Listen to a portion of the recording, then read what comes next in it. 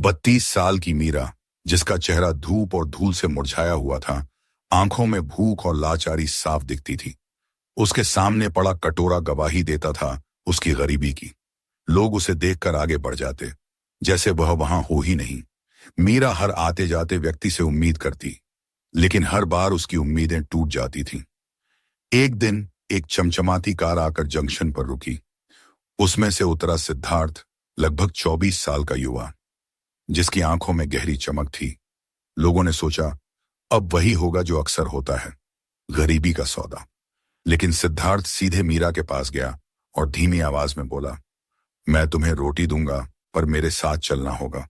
यह सुनते ही वहां खड़े लोगों के पैरों तले जमीन खिसक गई। मीरा ने शर्म से सिर झुका लिया। सिद्धार्थ ने उसकी आंखों में देखा और कहा, भीख से पेट तो भर सकता है, लेकिन जिंदगी नहीं बदल सकती। अगर सच में जीना है तो मेरे साथ चलो। मैं तुम्हें ऐसा काम दूंगा जिसमें इज्जत भी होगी और रोटी भी। मीरा के मन में डर और उम्मीद दोनों थे। सोचती रही, कहीं यह भी धोखा तो नहीं। लेकिन सिद्धार्थ की आवाज में इतना यकीन था कि उसके कदम रुक गए। वह कार में बैठ गई। गाड़ी पटना जंक्शन से दूर एक साधारण मोहल्ले में रुकी। सिद्धार्थ ने कहा, डरने की जरूरत नहीं, यह मेरा घर और काम है। आज से तुम्हारी जिंदगी यहीं से बदलेगी। घर के अंदर का नजारा अलग था। टिफिन सर्विस का काम, स्टील के टिफिन, गैस स्टोव पर सब्जियों की खुशबू। सिद्धार्थ ने कहा, यह मेरा छोटा सा टिफिन बिजनेस है। मैं खाना बनाता हूं, डिलीवरी बॉय इन्हें दफ्तरों तक पहुंचाते हैं। इसमें मेहनत और इज्जत दोनों हैं, और यही मैं तुम्हें देना चाहता हूं। मीरा ने हिचकिचाते हुए पूछा, मुझे तो कुछ आता ही नहीं। सिद्धार्थ ने मुस्कुराकर जवाब दिया, काम सीखने से आता है। शुरुआत में बर्तन धोना, सफाई करना सीखो। धीरे धीरे सब्जी काटना, आटा गूंथना और एक दिन टिफिन बनाना भी आ जाएगा। सवाल यह नहीं है कि तुम्हें आता है या नहीं, सवाल यह है कि तुम्हारे अंदर मेहनत करने का हौसला है या नहीं। मीरा ने सिर झुकाकर कहा, मैं कोशिश करूंगी। धीरे धीरे उसकी जिंदगी बदलने लगी। उसने बर्तन धोने से लेकर सब्जी काटने तक का काम सीख लिया। सिद्धार्थ हर कदम पर उसे समझाता, यह सिर्फ खाना बनाना नहीं है, यह किसी के लिए घर का स्वाद पहुंचाना है। हर टिफिन में हमारी मेहनत के साथ अपनापन भी जाना चाहिए। समाज आसान नहीं था। मोहल्ले के लोग ताने कसते, यही तो वही भिखारिन है जो जंक्शन पर बैठती थी, देखो अब लड़के के नीचे काम कर रही है।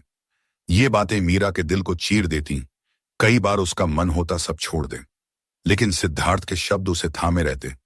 भीख आसान है, मेहनत मुश्किल है, लेकिन इज्जत हमेशा मेहनत से ही मिलती है। 6 महीने बाद मीरा पूरी तरह बदल चुकी थी। अब वह सिर्फ मददगार नहीं, बल्कि काम बांटती, नए हेल्परों को सिखाती और ग्राहकों से बात भी करती। एक दिन अखबार में उनके बारे में लेख छपा, फुटपाथ से टिफिन साम्राज्य तक, मीरा और सिद्धार्थ की मिसाल। अब लोग उन्हें सम्मान की नजर से देखने लगे। एक शाम मीरा ने सिद्धार्थ से कहा, अगर आप उस दिन मुझे न उठाते तो मैं आज भी भीख मांग रही होती।